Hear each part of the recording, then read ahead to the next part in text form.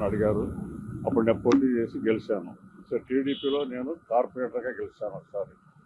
అది తర్వాత మాకేంటంటే మీ సినిమా కాలనీ, మేమందరం సినిమా సంబంధించిన వాళ్ళం. మేము ఎన్టీ రామారావు గారు మేజర్ చంద్రకాంత్ సినిమా తీసినప్పుడు ఆయన సినిమా పనిచేసిన వాళ్ళం మేము. ఆ సినిమా దర్శకులు రాఘవేంద్ర గారితోనూ, ఆ సినిమా ప్రొడ్యూసర్ మోహన్ బాబు గారితోనూ మాకు మంచి పరిచయాలు ఉన్నాయి. ఫిల్మ్ ఇండస్ట్రీలో ఎన్టీ రామారావు కంటే గొప్పవాళ్ళు ఇంతవరకు ఎవరో రాలా. ఇంకా నేను ఎన్టీ రామారావు కంటే చాలా గొప్పవాడిని అనే మాట ఇంతవరకు ఎవరో అనలా. నాగేశ్వరరావు ఉన్నా, నాగేశ్వరరావు ఎన్టీ రామారావు ఇద్దరు కూడా ఆంధ్రదేశానికి రెండు కళ్ళు అంటారు. వాళ్ళిద్దరూ లేరు ఇప్పుడు మనకి. ఇవాళ ఇండస్ట్రీ ఏ పరిస్థితిలో ఉందో మీకు తెలుస్తుంది కదా. ఏ చిన్నది జరిగినా కానీ పూర్వం దాసనారాయణరావు గారు అనే ఒక పెద్ద పర్సనాలిటీ ఇండస్ట్రీలో ఉండేది. దాసనారాయణరావు అనే ఆయన ఎన్టీ రామారావు గారితో సినిమాలు తీశాడు, అక్కడే నాగేశ్వర గారితో సినిమాలు తీశాడు, అందరితోనూ తీశాడు. ఏ చిన్న ప్రాబ్లం వచ్చిన ఇండస్ట్రీకి ఆయన దగ్గరుండి నేను ఉన్నానని ముందుకు వచ్చి ఆయన సాల్వ్ చేసేవాడు. ఇవాళ అంత పెద్ద రకం లేకుండా పోయింది ఫిల్మ్ ఇండస్ట్రీ. ఎవరికి వాళ్ళే ఏమన్నా తీరే అని చెప్పి ఊరిని గాలిపటాలాగా ఎగిరిపోతారు ఎవరికి. సో ఎన్టీ రామారావు గారు ఆనాడు ఉన్న ఆ సినిమా ఇండస్ట్రీ, ఆనాడు ఉన్న ఆ సినిమా వాతావరణం మళ్ళీ మనం చూడలేము, మళ్ళీ మనకు రాదు. అది గోల్డెన్ ఇయర్. ఆ గోల్డెన్ టైంలో జరిగిన ఆ సినిమాలు ఇవాళకి నేను కూడా ఈ రోజుకి రోజు పాత పాటలు ఇంటేనే నిద్రపడుతున్నాను. పాత పాటలు వినకుండా మేము అసలు పడుకోం. ఇది నాగేశ్వరరావు గారు కానీ, ఆ రామారావు గారు కానీ, ఆ పాటలు అంటే మాకు చాలా ఇంట్రెస్ట్ అనమాట. ఇప్పుడున్న పాటలు ఎవరికన్నా ఒక హీరోయిన్ పేరు చెప్తాం, ఒక సావిత్రి లాంటి హీరోయిన్ ఉందా, ఒక అంజలిదేవి లాంటి హీరోయిన్ ఉందా, మనం ఎవరైనా రికగ్నైజ్ చేయగలమా? ఈ అమ్మాయి సావిత్రి, ఈ అమ్మాయి అంజలి, ఈ అమ్మాయి వాణిశ్రీ, ఆ అమ్మాయి జమున అని చూడగానే చెప్పేవాళ్ళు అందరికి. అక్కడ మనకి ఎవరు ఒకసారి చూస్తే మనకి తెలియదు. అందరినీ బాంబే నుంచి తీసుకొస్తున్నారు ఇప్పుడు. కాబట్టి NT Rama Rao is the greatest personality Telugu film industry and at the same time Telugu states, that is Andhra, Telangana.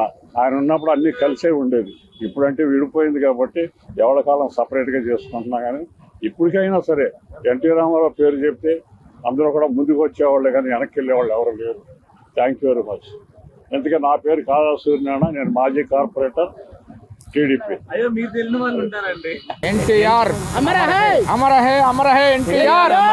NT Ramarao party 1982లో ఇక్కడ హైదరాబాద్లో స్థాపించాడు. ఇక్కడ తెలుగు ప్రజల గురించి ఉమ్మడి ఆంధ్రప్రదేశ్లో ఎన్నో అభివృద్ధి కార్యక్రమాలు, 2 రూపాయల కిలో బియ్యము, ఇంటింటికి రేషను, ప్రతి ఒక్క కార్యక్రమాలు అమలు చేసి తెలుగు వాళ్ళ గుండె చప్పుడు ఏందనేది ఢిల్లీ వాళ్లకు తెలియజేసి, ఒకప్పుడు కాంగ్రెస్ ప్రభుత్వం పరిపాలిస్తుంటే ఇక్కడ రాజకీయం అంటేనే తెలియదు. అట్లాంటి టైంలో యువతను ముందుకు తీసుకొని ఇక్కడ తెలుగు రాష్ట్రాలలో పార్టీ తెలుగు ప్రజలంటే ఏందనేది సత్తా చాటి పటువారి వ్యవస్థను మొత్తం రద్దు చేసి ప్రజల వద్దకు పాలన తీసుకుపోయి తెలుగు ప్రజలకు ఎంతో అభివృద్ధి చేసిండు.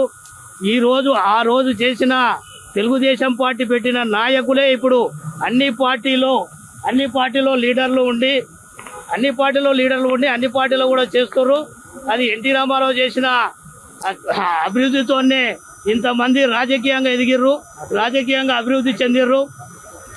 ఆ తెలుగు ప్రజల కోసం ఎంతో అభివృద్ధి చేసి మనకు తమిళనాడు ఉమ్మడి ఉన్నప్పుడు మన తెలంగాణ, ఆంధ్రప్రదేశ్ సపరేట్ చేసి తెలుగు ప్రజల కోసం ఇక్కడ సినిమా ఇండస్ట్రీ కానీ ప్రతి ఒక్క కార్యక్రమాలు కూడా ఎంతో అభివృద్ధి చేసి తెలుగు ప్రజలు ఏందనేది సత్తా సాటిండు. ఇప్పుడు అందుకే తెలుగుదేశం పార్టీ ప్రజల గుండెలో ఉండాలని చెప్పి ఇప్పటికైనా తెలుగుదేశం పార్టీ ఇక్కడ తెలంగాణలో కానీ ఆంధ్రప్రదేశ్లో కానీ తెలుగు ప్రజలు ఆదరిస్తారు. ఆ ఎన్టీ రామారావు గారు చేసిన అభివృద్ధితోన ఎక్కడ కూడా మా నాయకుడు ఎన్టీ రామారావు చనిపోయి ఇప్పుడు ఈ రోజుకు 29 సంవత్సరాలు అవుతుంది. 29 సంవత్సరాలు అవుతుంది చనిపోయి. ఇప్పటికైనా కూడా ఎక్కడైనా కానీ ఏ పార్టీలో ఉన్నా మన అభిమాన నటుడు ఎన్టీ రామారావు కానీ అక్కడ సినిమా ఇండస్ట్రీ కానీ ఇక్కడ రాజకీయంగా కానీ ఎంతో అభివృద్ధి చెంది ఎంతో ప్రజల కోసం ఎంతో సేవ చేసిన నాయకుడు. అలాంటి నాయకుడు ఇంకా ఇట్లా రాజకీయాల్లో కానీ ఎక్కడ కూడా ఇట్లాంటి నాయకుడు పుట్టాడని చెప్పి మేము తెలియజేస్తున్నాం. మేము కూడా ఇప్పుడు ఎన్టీ రామారావు పెట్టిన పార్టీ నుంచి ఇప్పటి వరకు తెలుగుదేశం పార్టీలో ఉన్నాం. ఏ పార్టీలో కూడా మనం ఎంత పర్ఫెక్ట్గా ఉంటామనేది కూడా ఆయన చేసిన అభివృద్ధితోనే ఎందుకంటే తెలుగుదేశం పార్టీ ఇక్కడ లేదంటారు. పుట్టిందే తెలుగుదేశం పార్టీ. హైదరాబాదు నడిపోటుల ఎన్టీ రామారావు 82లో స్థాపించిండు. ఇప్పుడే కాదు ఎప్పటికి కూడా తెలంగాణలో తెలుగుదేశం పార్టీ జెండా రెపరెపలాడుతుంది. అది ఎన్టీ రామారావు శ్వాసతోనే ఇక్కడ తెలుగుదేశం పార్టీని ముందుకు తీసుకొచ్చి నడిపిస్తామని చెప్పి తెలియజేస్తున్నాను. జై తెలుగుదేశం.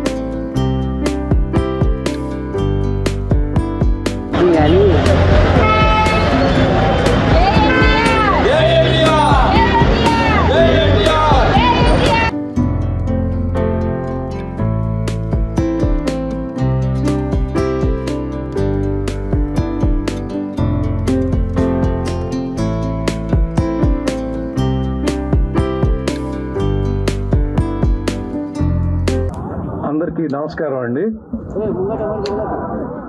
నేను 1961 సంవత్సరం నుంచి అన్నగారి అభిమాని.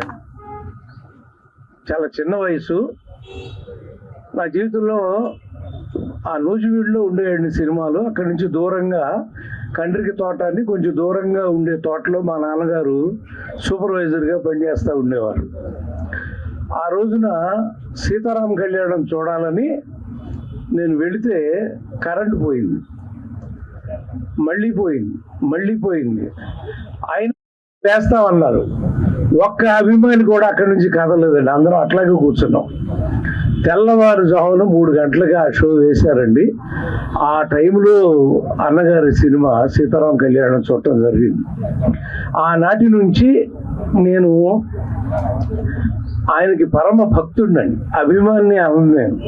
ఎందుకంటే ఎన్టీ రామారావు గారు దైవం అండి. చాలా మందికి తెలియదు అది.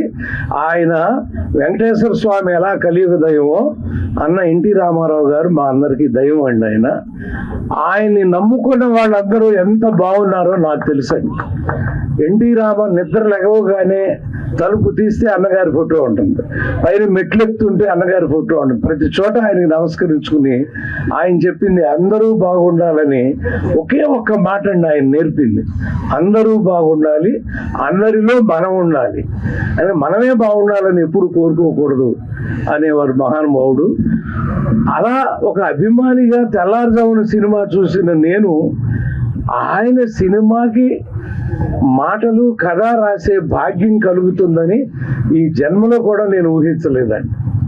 చండశాస్త్రుడు మొట్టమొదట వారు పిలిపించి 1981లో ఆయన అమ్మ తారకమ్మ వడ్డిస్తుంటే ఆ అన్నం తింటూ నాకు దుఃఖం వస్తుందండి. ఆ దృశ్యం గుర్తుకు వస్తుంటే పక్కన కూర్చుని ఏం మొహట పడకండి తినండి అని ఆయన అక్కడ కూర్చుని అవన్నీ కూడా నేను మర్చిపోలేండి. తర్వాత అనురాగ దేవత ఆయన రిలీజ్ అయిన సినిమా వేరే కానీ ఆఖరి నటించిన మేజర్ చంద్రకాంత్ కూడా మేమే రాసామండి. సూపర్ హిట్ సినిమా మీకు తెలుసు. అలా ఆయనతో ఒక అనుబంధం. రామారావు గారు అభిమానిని అని చెప్పుకోవటానికి ప్రతి అభిమాని ఈ ప్రపంచంలో ఉన్నవాళ్ళు గర్వపడతామండి. ఎందుకంటే సమాజం కోసం జీవితాన్ని త్యాగం చేసిన మహానుభావుడు నందమూరి తారక రామారావు గారు.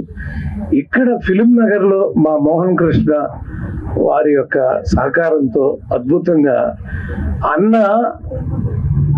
దైవము అని తెలవటం కోసం శ్రీకృష్ణుడి విగ్రహం పెట్టారు చూడండి. ఇక్కడ ఆయన దైవమే అని తెలవటం కోసం ప్రతిరోజు ఇటు వెళ్ళే వాళ్ళు ఆయనకి దండం పెట్టకుండా ఎవరు వెళ్ళరు. అలా ఆయన్ని దైవ స్వరూపుడుగానే మేము చూస్తూ ఉంటాము అని మీ అందరికీ తెలియజేస్తూ, అన్న మళ్ళీ పుట్టన్న ఈ తెలుగు గడ్డ మీద నువ్వు రావాలి, మళ్ళీ తెలుగు జాతి ఇంత ఎత్తున ఉవెత్తున లెగవాలి అని కోరుకుంటూ సెలవు తీసుకుంటా. తెలుగు జాతి గౌరవాన్ని ఒక్క తెలుగుదేశంలోనే కాదు, తెలుగు రాష్ట్రాల్లోనే కాదు, భారతదేశంలోనే కాదు, యావత్ ప్రపంచం ఇవాళ తెలుగు జాతి గౌరవాన్ని దశ దిశలా వ్యాపింపజేసింది నందమూరి తారక రామారావు గారు. ఒక ప్రజానాయకుడిగా, ఒక కథానాయకుడిగా వారు ఉన్న రోజులు సినిమా ఇండస్ట్రీలో వారు చేసిన గొప్ప పాత్రల గురించి మీ అందరికీ తెలిసిందే. అలాగే ఒక ప్రజానాయకుడిగా నాకు తెలిసి అంత గొప్ప ముఖ్యమంత్రి, ఎన్నో గొప్ప పథకాలు, ఎందరికో మంచి చేసి అంత నిస్వార్థంగా ఉన్న ఒక మహానాయకుడు నందమూరి తారక రామారావు గారు. మరి అటువంటి ఈ మహానాయకుడికి భారతరత్న ఇవ్వకపోతే ఇంకా ఎవరికి భారతరత్న ఇస్తారు? మరి ఇవాళ విగ్రహాలు పెట్టటాలు, వారి పేరు మీద ఉన్న పార్టీని ముందుకు తీసుకెళ్తాలు ఇలాంటివే కాదు, వారికి భారతరత్న ఇవ్వాలని మనం అందరం ఉద్యమం చేయాలి. నందమూరి తారక రామారావు గారికి భారతరత్న తీసుకురావాలని పోరాడాలి. ప్రపంచ వ్యాప్తంగా ఉన్న తెలుగు ప్రజలకు, అభిమానులకు, మనందరికీ ఆరాధ్య దైవమైన విశ్వవిఖ్యాత శ్రీ నట సార్వభౌమ శ్రీ నందమూరి తారక రామారావు గారి 29వ వర్ధంతి సందర్భంగా మనందరం ఇక్కడ ఆయనకి నివాళి అర్పిస్తానికి ఇవాళ మనం ఏకమయ్యాము. భౌతికంగా ఆయన మన మధ్యలో లేకపోయినా మన అందరి గుండెల్లో ఉన్నారు, మన ఆలోచనలో ఉన్నారు. మనం ఏ పని చేసినా ఆయన్ని దృష్టిలో పెట్టుకుని ముందుకు నడవాల్సిన అవసరం ఎంతో ఉంది. ఈ పంచభూతాలు ఉన్నంత కాలం, ఈ సూర్యచంద్రులు ఉన్నంత కాలం ఆయనకి మరణం లేదు. ఆయన ఎన్నో సినిమాల్లో బ్రహ్మాండమైన పాత్రలు పోషించి మనని మెప్పించారు. సినిమాకి ఆయన ఒక ధృవతార. ఒక రాముడు, కృష్ణుడు అంటే ఆయన్ని తప్ప మరొకరిని ఊహించుకోలేము. రాముడు, రావణాసుడు, కృష్ణుడు, దుర్యోధనుడు, కీచకుడు, భీముడు, ఇట్లా నాయకుడు, ప్రతినాయకుడు, దేవుడు, రాక్షసుడు పాత్రలు పోషించి మెప్పించగలిగింది అది ఒట్టి ఎన్టీఆర్ గారే. అట్లానే తెలుగు ప్రజల ఆత్మ గౌరవం కోసం టీడీపీ పార్టీని పెట్టి 9 నెలల స్పాన్లోనే గవర్నమెంట్ని ఫామ్ చేశారు. ఆయన ఒక పొలిటీషియన్ కన్నా, ఒక సీఎం కన్నా, ఒక సోషల్ రిఫార్మర్గా అని నేను చెప్తున్నాను. ఎందుకంటే ఆయన ఎన్నో పథకాలు తీసుకొచ్చి ఎంతో మందికి అభివృద్ధి చెందేలాగా చేశారు. కూడు, గుడ్డ, నీడ అన్ని అందేలాగా చేశారు. 2 రూపాయలకి కిలో బియ్యం, తర్వాత మహిళా యూనివర్సిటీ, అండ్ అట్లానే సమానంగా ఆస్తి హక్కు సమానంగా వచ్చేటట్టు ఏర్పాటు చేశారు ఆ మహానుభావుడు. ఇవాళ ఇక్కడ మన సన్నిహితులు, మన శ్రేయోభిలాషులు అందరూ ఇక్కడ మనతో ఉండటం నా అదృష్టంగా భావిస్తున్నాను. మా తాతగారికి పాదాభివందనాలు చేసుకుంటూ ఆయన అడుగు జాడల్లోనే మనందరం అడుగుదామని తెలియచేసుకుంటున్నాను. జై ఎన్టీఆర్. ఈ రోజున మా నాన్నగారి 29వ వర్ధంతి జరుపుకుంటున్నాం. భౌతికంగా ఆయన మన మధ్యన లేకపోయినా ఆయన ఆత్మ మన చుట్టూ పరిభ్రమిస్తూనే ఉంటుంది. సూర్యచంద్రులు ఉన్నంత కాలం ఆయన పేరు అలాగే నిలిచిపోయి ఉంటుంది. ఆయన సినిమా రంగంలో ఎన్నో విభిన్నమైన పాత్రలు పోషించారు, మెప్పించారు కూడా. వయసుకు మించిన పాత్రలు, ప్రతి నాయకుడు పాత్రలు, నాయకుడి పాత్ర వేసి ఆయన జనాన్ని మెప్పించారు. అలాగే చిత్ర రంగంలో కానీ, రాజకీయ రంగంలో కానీ ఆయన పెను సంచలనాలు సృష్టించారు. ఎన్నో పథకాలు తీసుకొచ్చారు రాజకీయ రంగంలో. ఇలా ఇందాక మా అమ్మాయి చెప్పినట్టు ఆడవారికి ఆస్తిలో సమాన హక్కు, 2 కిలోల బియ్యం 2 రూపాయలకి, కిలో బియ్యం 2 రూపాయలకి.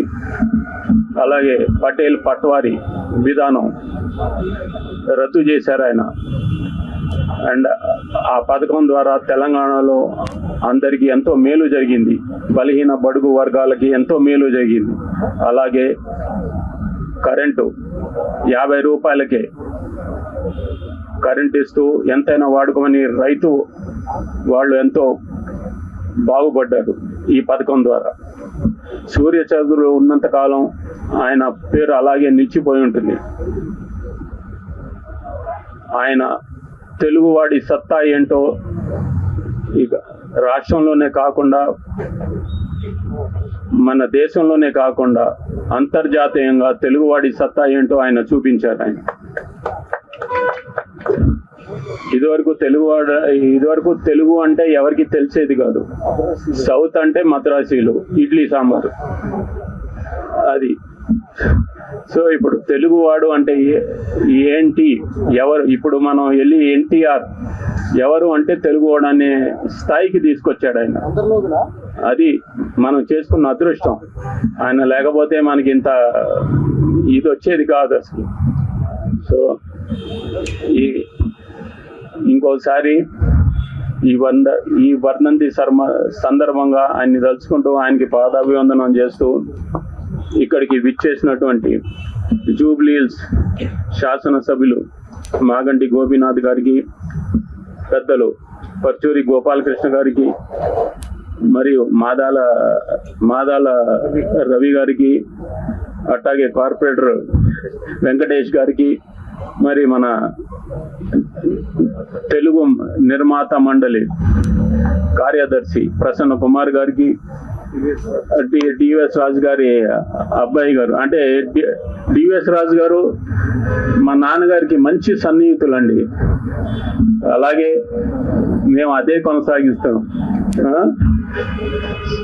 సో వారికి మరి ఉప్పల్పాటి నారాయణరావు గారికి, డైరెక్టర్ ఉప్పల్పాటి నారాయణరావు గారికి, భాస్కర్ నాయుడు గారికి, ఇంకా కోటి బాబు గారికి, ఇంకెవరిని మర్చిపోలేదు. సరే, కైకాల నాగేశ్వరరావు గారు ఎక్కడున్నారు ఆయన? ఏదైనా సరే, ఓకే. వారికి మరి మీడియా వాళ్ళకి, రాజ్ కుమార్ గారికి, వీళ్ళందరికీ పేరు పేరున అందరికీ ధన్యవాదాలు తెలియజేసుకుంటూ సెలవు తీసుకుంటున్నాను. అలాగే ఇందాక మాదాల రవి గారు చెప్పినట్టు కేంద్రానికి నా విన్నపం, ఆయన చేసిన కృషికి, ఆయన ఎన్నో పథకాలకి ఆద్యుడు. ఆయన చెప్పినట్టు ఆయన పథకాలు మిగతా రాష్ట్రాలు కూడా ఆచరిస్తున్నాయి. ఆయన ఒట్టి మన తెలుగు గడ్డకే కాదు, యావత్ మన భరత జాతికి ఆయన ముద్దు బిడ్డ.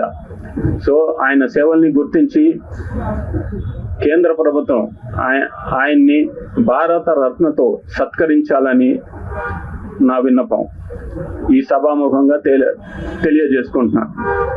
జై ఎన్టీఆర్. ఇప్పటికి పార్టీలకు అతీతంగా అన్నగారి అభిమానంతో స్వయంగా అన్న దగ్గరుండి ఈ కార్యక్రమం అందరిని ఆరంభం చేసి, అందరిని పెద్దలు పిలిచి, సొసైటీ వాళ్ళని కానీ, సినిమా అందరినీ పిలిపించి సక్సెస్ఫుల్ చేసిన అందరికీ మనస్ఫూర్తిగా ప్రేమకొస్తున్నాను. అదేవిధంగా సొసైటీ ఒక సమస్య మాకు పిలిపారు కాబట్టి మళ్ళీ జయంతి వర్ధంతి లోపట్ల పెద్దల సహకారం అందరూ, ఫిల్మ్ సొసైటీ అందరి సహకారంతో, ఇక్కడున్న రాజకీయ పార్టీలు అందరితోని కుల సంఘాలతో కలిపేసి ఫిలిం నగర్ హైకాన్ లాగా ఇక్కడున్న ప్రతి ఒక్కరికి గౌరవించే విధంగా ఒక పార్క్ నిర్మాణం చేయడమని ఈ సందర్భంగా పెద్దలు గోపీనాథ్ గారిని ఈ సహకరించాలని, అదేవిధంగా అనుభవించే మౌనాలని చెప్పి, అన్న థ్యాంక్ యూ అన్న, మీరు ఇంత పెద్దతో దగ్గరుండి ఈ కార్యక్రమం అందరికీ చేసినందుకు థ్యాంక్ యూ అన్న, మాట్లాడాల్సి కోరుతున్నాం. ఈరోజు స్వర్గీయ నందమూరి తారక రామారావు గారి 29వ వర్ధంతి సందర్భంగా ఇక్కడ లోకల్ కార్పొరేటర్ గారు వెంకటేశ్వర గారి ఆధ్వర్యంలో మరి ఇక్కడ గౌరవనీయులు పెద్దలు పరుచూరు గోపాలకృష్ణ గారు, మరి మోహన్ కృష్ణ గారు, రూపా గారు, మరి ప్రసన్న గారు,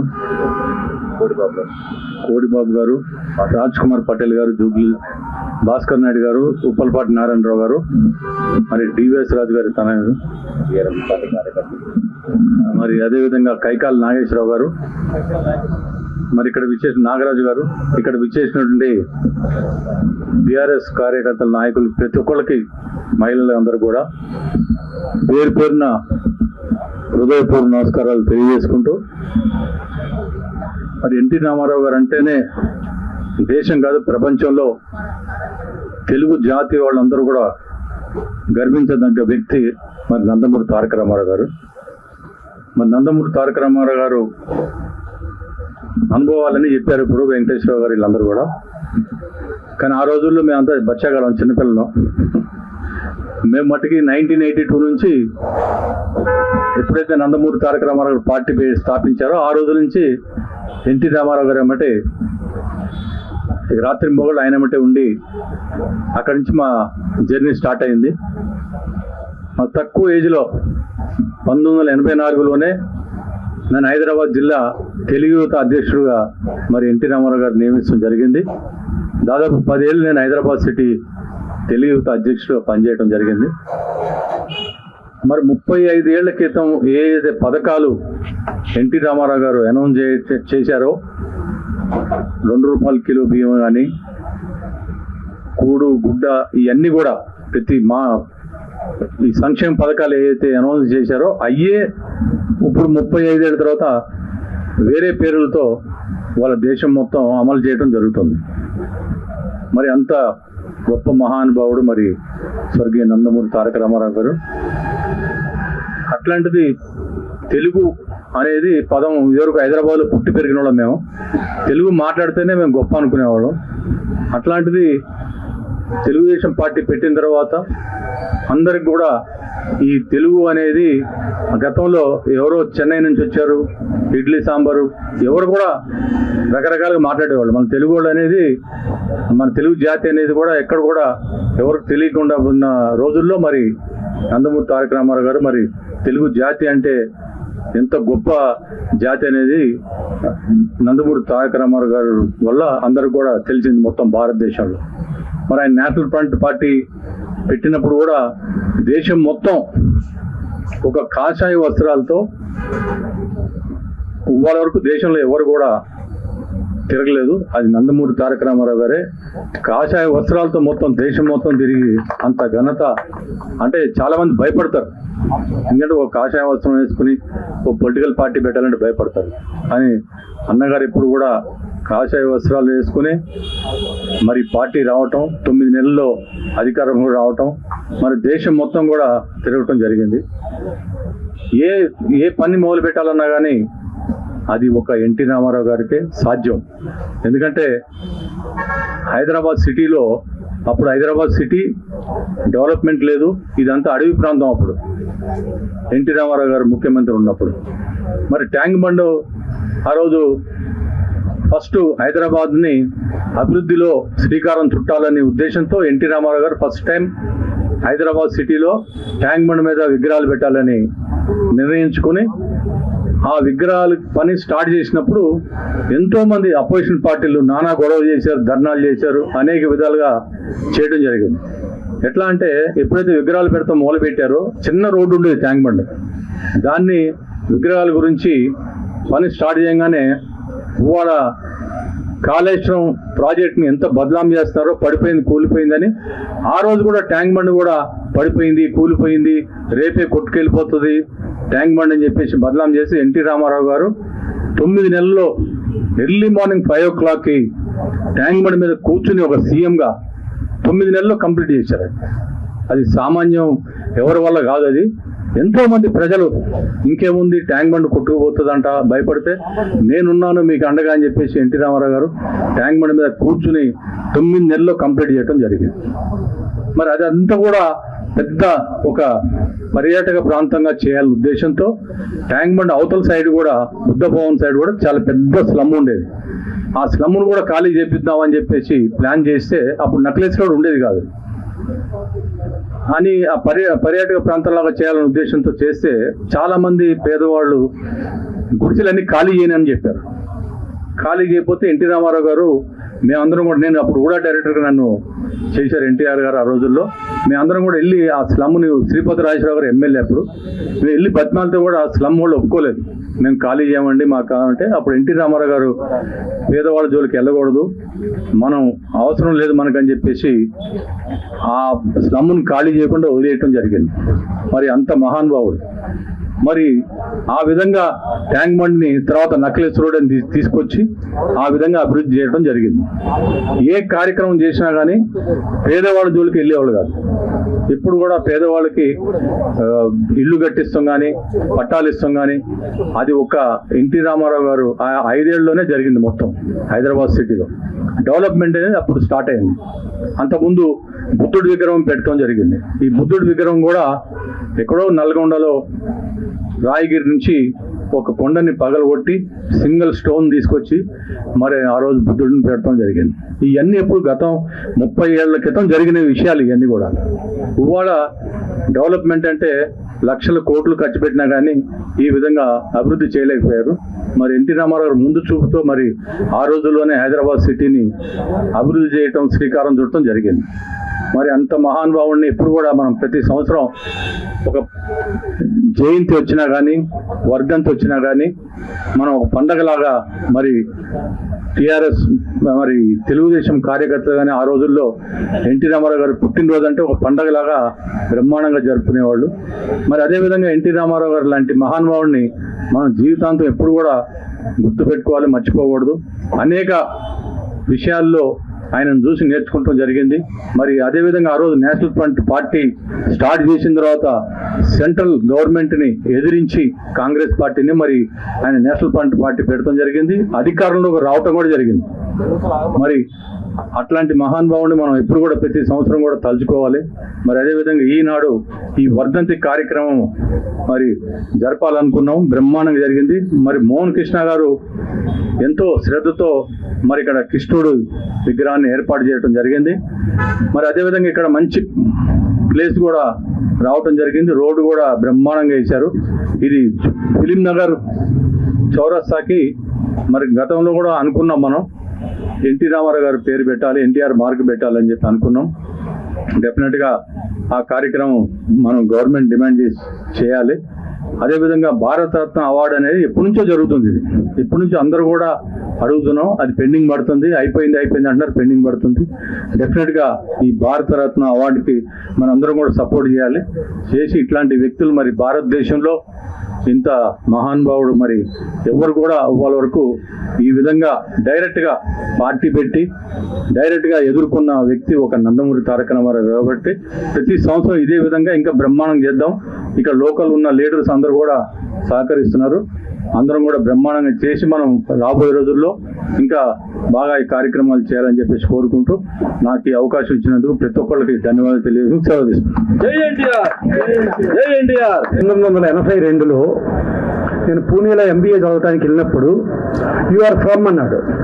అంటే నేను ఆంధ్రప్రదేశ్ అన్నా. వాడు వేర్ ఈజ్ ఆంధ్రప్రదేశ్ అన్నాడు. సౌత్ ఇండియా అన్నా. వేర్ ఈజ్ సౌత్ ఇండియా అన్నాడు. ఇంకేం చెప్పాలో తెలియక ఇండియా అన్నా. వాడు జాలిపడి అరే పాపడి సరిగ్గా తెలియట్లేదని చెప్పి ఓ యూ మద్రాసి అన్నాడు. సరే ఏదో ఒకటి మన చుట్టుపక్కల ఏదో ఊరి పేరు చెప్పాడు కానీ యా అని చెప్పన్నా. అలాంటి కర్మ నుంచి 1982లో తెలుగువాడి ఆత్మగౌరవ నినాదంతో 9 నెలల్లో పార్టీ పెట్టి అధికారంలోకి వచ్చి తెలుగువాడంటే ఏంటో ప్రపంచానికి తెలియజెప్పి తెలుగువాడి సత్తా, తెలుగువాడి పౌరుషం, తెలుగువాడి ఇది అంటే జనరల్గా తెలుగు వాళ్ళు ఏంటంటే ఏదో మనకి ఒక టైంలో రాజాజీ గారు అన్న అంట వీళ్ళు ఆరంభ స్వరత్వం వెళ్ళాడినాడు వీళ్ళు ఏమి చేయలేరండి అని. అప్పుడు పొట్టి శ్రీరాములు గారు చనిపోయేదాకా వచ్చి అప్పుడు ఘంటసాల గారు ఎలుగెత్తి చాటితే అప్పుడు తెలుగు ప్రజలు ముందుకు ఉరికితే అప్పుడెప్పుడో ఉరికిన తర్వాత ఒక్క ప్రభంజనం లాగా ఎన్టీ రామారావు పిలుపుతో ఒక్కసారి తెలుగువాడి సత్తా ప్రపంచానికి తెలియజేస్తూ మళ్ళా ఆయన సినిమాలు ఇవాళ పాన్ ఇండియా అంటున్నారు. ఆయన 6వ సినిమా పాతాళ భైరవి అది తెలుగు, తమిళ, హిందీ పాన్ ఇండియా పెద్ద సూపర్ హిట్. హిందీలో కూడా 175 రోజులు ఆడిన సినిమా. అలాగే తెలుగులో సంతోషం అని చెప్పి, హిందీలో నయా ఆద్మీ అని చెప్పి అది మోర్ దాన్ 100 డేస్ ఆడింది బాంబేలో. దాని తర్వాత చండీరాణి తెలుగు, తమిళ, హిందీ అన్ని చోట్ల ఆడింది.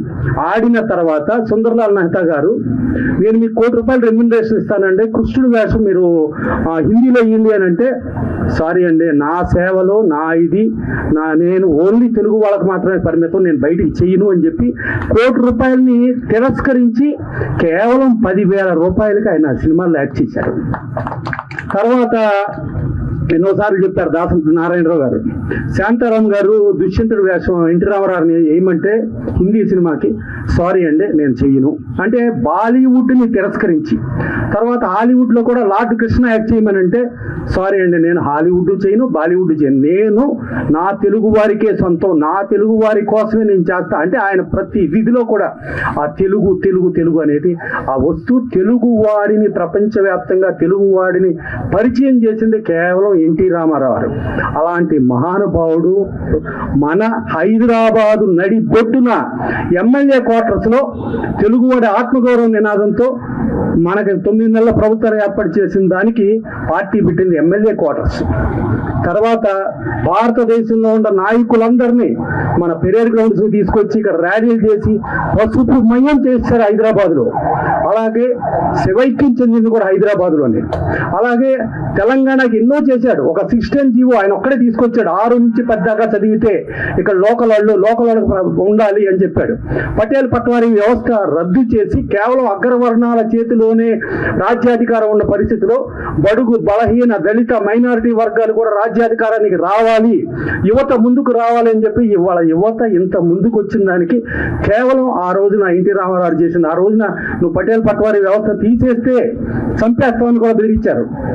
ఈవెన్ ఆయన మామ, మేనమామ, బామ్మర్ది కూడా మునసబుగా ఉండేవారు.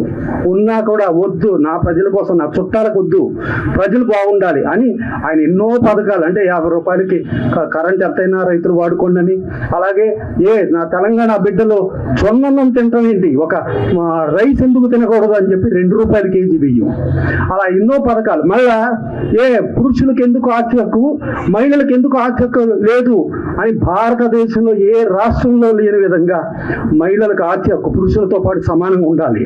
అలాగే అగ్రవర్ణాలతో పాటు దళితులు అందరూ కూడా రాజ్యాధికారం రావాలి అని ఇవన్నీ చెప్పింది.